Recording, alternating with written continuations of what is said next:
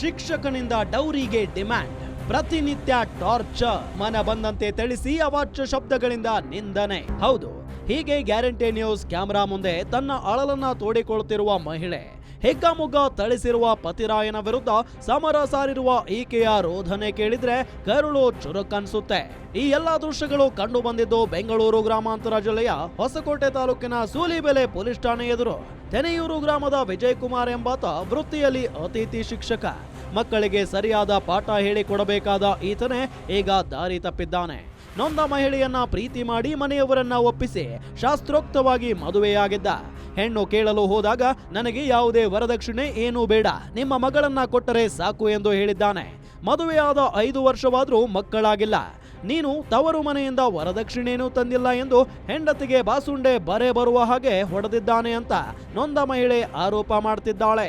ನನ್ ಮದ್ವೆಯಾಗ 5 ವರ್ಷ ಆಯ್ತು. 5 ವರ್ಷದಿಂದನು ನನ್ ಗಂಡ ಏನ್ ಕೊಟ್ಟಿದ್ದಾರೆ ನಿಮ್ಮ ಅಪ್ಪ ಅಮ್ಮ, ನನ್ಗೇನು ಕೊಟ್ಟಿಲ್ಲ, ಏನ್ ತಗೊಂಬಂದಿದ್ಯಾ ನೀನು, ವರದಕ್ಷಿಣೆ ಅಂತ ಏನು ನನಗ್ ಕೊಟ್ಟಿಲ್ಲ ಅಂತೇಳಿ 5 ವರ್ಷದಿಂದಾನು ಹೊಡ್ಕೊಂಡೇ ಬಂದ.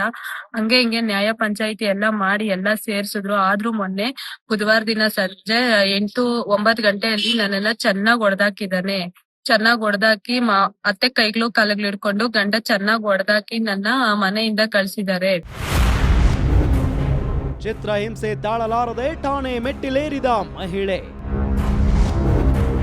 ದೂರು ದಾಖಲಾಗ್ತಿದ್ದಂತೆ ಪತಿರಾಯ ಮತ್ತು ಅತ್ತೆ ಎಸ್ಕೆ.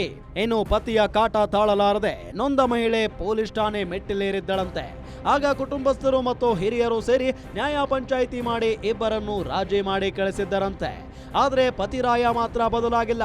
ನೀನು ಹುಟ್ಟಿದ ಮನೆಯಿಂದ ವರದಕ್ಷಿಣೆ ತರಬೇಕು ಅಂತ ಪ್ರತಿನಿತ್ಯ ಹಲ್ಲೆಯ ಜೊತೆಗೆ ಅವಾಚ್ಯ ಶಬ್ದಗಳಿಂದ ನಿಂದನೆ ಮಾಡುತ್ತಿದ್ದನಂತೆ. ಜೊತೆಗೆ ತನ್ನ ತಾಯಿ ಕರೆ ಮಾಡಿದರೂ ಅನುಮಾನದಿಂದ ನೋಡುತ್ತಿದ್ದನಂತೆ. ಕೊನೆಗೂ ನೊಂದ ಮಹಿಳೆ ಸೂಲಿಬೆಲೆ ಪೊಲೀಸ್ ಠಾಣೆಗೆ ಗಂಡ ಮತ್ತು ಅತ್ತೆಯ ಮೇಲೆ ದೂರು ನೀಡಿದ್ದಾಳೆ. ದೂರು ದಾಖಲಾಗ್ತಿದ್ದಂತೆ ಇಬ್ಬರು ಐನಾತಿಗಳು ಎಸ್ಕೇಪ್ ಆಗಿದ್ದಾರೆ. 5 ವರ್ಷ ಆಗಿದೆ ಮದ್ವೆಗ. ಅವಾಗ ನಿಂಕ ಇದೇ ಹಿಂಸೆನೆ ಕೊಡ್ತಾನ ಅವನು. ಒಳ್ಳೇನು ಅಂತ ಹೇಳ್ಬಿಟ್ಟು ಮಾಡಿದ್ರೆ ಇಷ್ಟು ಮೋಸ ಮಾಡ್ತಾನೆ ಇವನು. ಇಷ್ಟು ಇದಾದೆ ಅಂತ ಗೊತ್ತಿರ್ಲಿಲ್ಲ ಇವ್ನ ಹತ್ರ. ಅಮೆಜಾನ್ ಹೋಗ್ತಾವಳೆ ನನ್ ಮಗಳು, ಇಲ್ಲೆಲ್ಲ ಹೋಗ್ತಾವಳೆ ಅಮೆಜಾನ್ಕ.